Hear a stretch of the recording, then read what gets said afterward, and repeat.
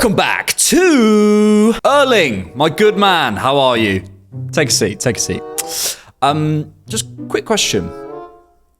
Who's that? Family.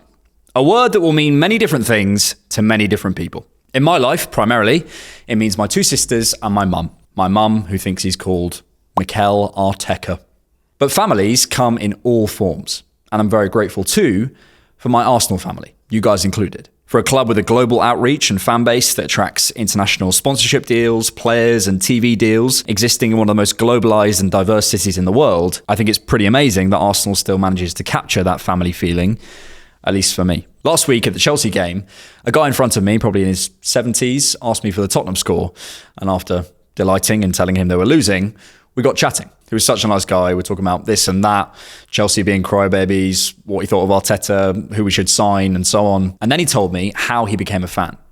He'd been brought to Highbury in the 50s by his granddad, carried on going with his dad, then brought his son, and now his son brings his grandson. 5 generations of Arsenal over 70 years who've seen it all. £616 million in revenue last year, and we still have these stories around the club. And I know he's one of many. I'm sure this is all too cozy and sentimental and people like me are holding Arsenal back or whatever. But to me, this is what makes Arsenal special. But another way this all manifests, perhaps most poignantly, is through our rich, successful history of Hail End grads. Our own players developed at Arsenal in the very heartbeat of the club, going from boys to men and out into the world of football to make their mark, with Arsenal written all over them. And any self-respecting family needs its pride and joy. And while due to injury, Bukayo Saka's taken a bit of a back seat this season, we found a new one, a new focus for that connection. Myles Lewis-Skelly, one of our own and a star in his own right, but also part of something bigger, a heritage. And after Myles scored for England the other night, ex-Hailender Eddie Nketiah, not in the England squad, at a rival club now, no need to do so, paid homage on Instagram. The caption read, "Has been and always will be the truth." Once a gunner, always a gunner, goes the saying. And I think that's true for everyone. Eddie left in the summer of 2024, before Myles had even made his senior debut for the club. But he knew something we all now know. Myles Lewis-Skelly is the truth. But if he is going to carry that burden, which I believe he can, then I think he deserves something back from this extended parasocial family. But more on that later. Because what a season 24-25 has been. After a decade in the Arsenal Academy, it started with Myles' professional debut in the most challenging of circumstances, a man down away at the Etihad, just 4 days shy of his 18th birthday. 3 days later, he made his first senior start at home to Bolton in the EFL Cup, providing a wonderful pre-assist for his childhood friend Ethan to slot home from a sterling assist. In December, he became the youngest player to start UEFA Champions League game for Arsenal since Alex Oxlade-Chamberlain in 2011, and started his first Premier League game just 3 days later. And since then, he hasn't looked back. 29 appearances so far this campaign tells you everything you need to know about Myles' growing importance, considering he didn't even make his first team debut until the end of September. And following a memorable first Premier League and senior goal against Manchester City in February, his England call-up came in March. And my word, did he mark it. Myles became the youngest goalscorer in England history last week, with a lovely movement in behind against Albania. A Jude Bellingham pass arriving in his path, he shrugs off his man with now trademark stature and panache before slotting under the keeper for the first of Thomas Tuchel's reign as England manager. There's your pub quiz answer in 20 years, by the way. It feels like this has all happened very fast, but I suppose that's only really an outsider's perspective. While Ethan Nwaneri was always the more talked up of the pair, Jack Wilshere, then U18 coach, spoke to AFTV in June of 2023 and said if he had to pick one player from the academy to look out for, it would be Myles. This, for those in the know, has been a long time coming. I guess it always comes back to the player. There's many people who are talented. There's less people who are ready physically, mentally, tactically, technically, and there's even fewer who want it enough. And he wants it. For a guy who grew up as a midfielder, he's learned how to defend in isolation 1v1 incredibly well. Whatever you think of Sancho, he is excellent 1v1. And Myles dealt with him all afternoon against Chelsea the other week. Not the first top winger he's locked down this year, mind you, despite playing in a brand new position. I was watching this live, as mentioned, and this moment really stuck out to me. He's sensing the danger early, perfect distancing to provoke the action, but not to leave too much space in behind or in front for Sancho to build tempo with a trick or a flick. He's right on his toes, watching the ball, and sticks with Jadon physically to shepherd him out. His 3 or 5 yard defensive burst is so underrated. Someone's been watching Jury and Timber comps.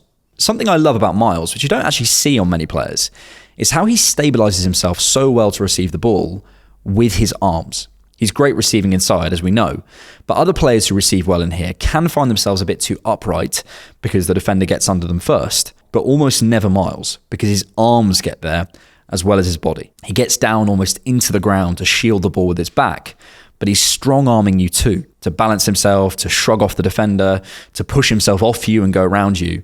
And it's such a unique skill that he's developed so early that it's incredibly difficult to challenge. And then, of course, there's his actual quality inside from fullback, which maybe indicates where his game is going.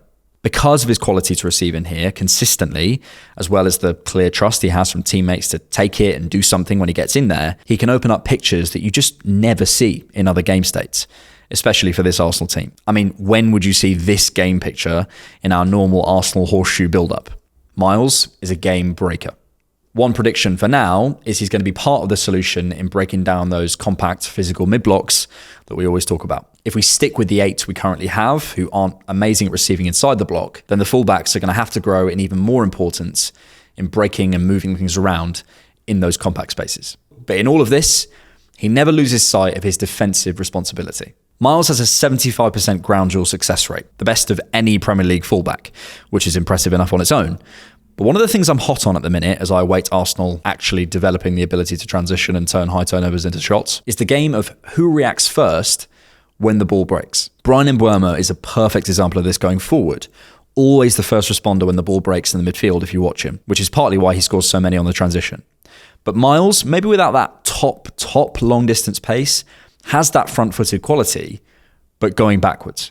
Spotting the danger early, recovering before anyone else, winning the ball back here before Sancho has the chance to stretch his legs. He sniffs danger like he's played fullback all his life. And what's so exciting too is the maturity and tempo to his game. It's not just that he is so well-rounded that he can out-muscle you, out-dribble you, out-pass you, 99th percentile for passes completed in Europe's top 5 leagues for fullbacks. It's also when he chooses to use it.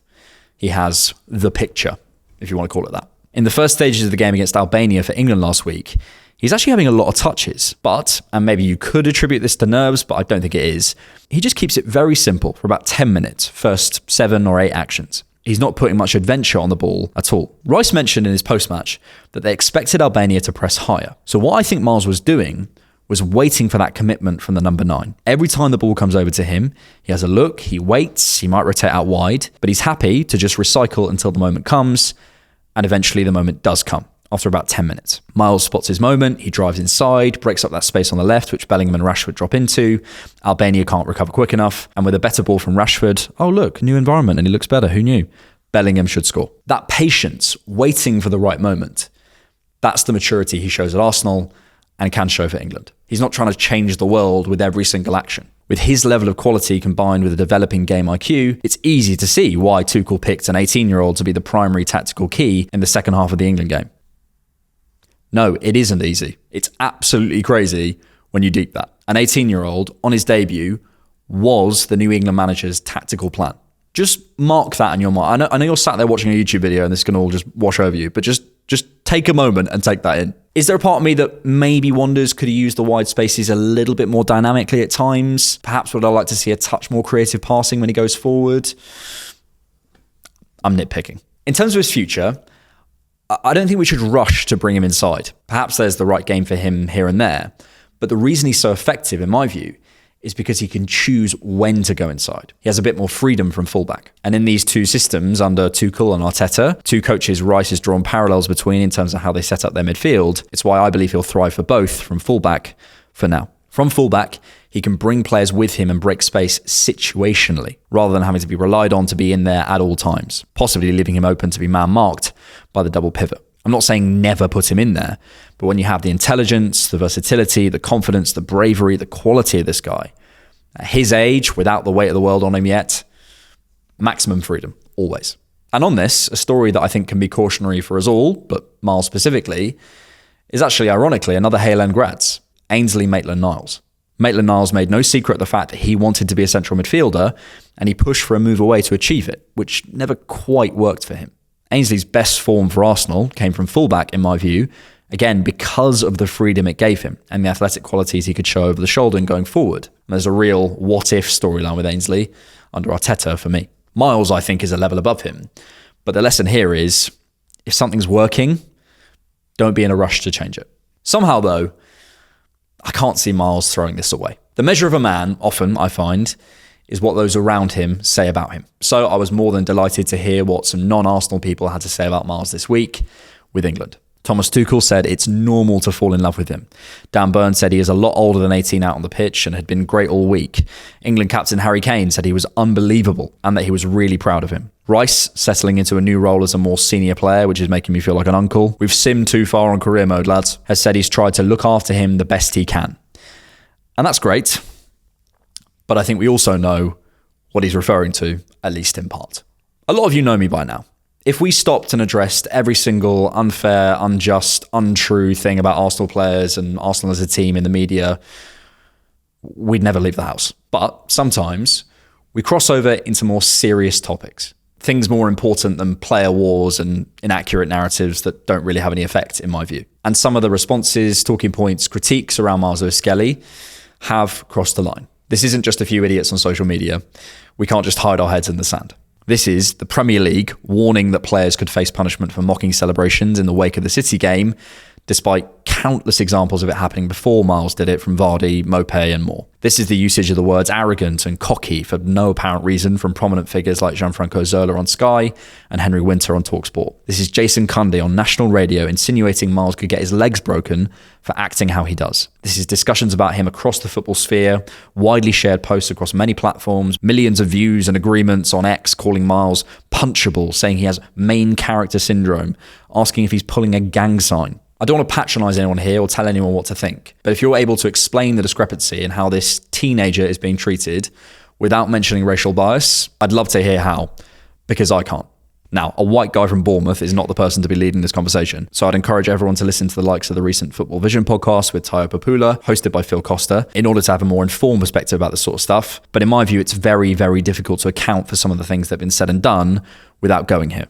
I don't want to ignore this, but go and listen to the right people on this. And from my perspective, I don't think we can push back hard enough on these sorts of things. However, something I can speak to with some level of authority, I suppose, is the football aspect of all this. While I would love us all to frolic off into the sunset, winning league title after league title, with Myles as future captain and face of the project, I can't help feeling some of this is a precursor to maybe what to expect. We have a new, young English superstar on our hands.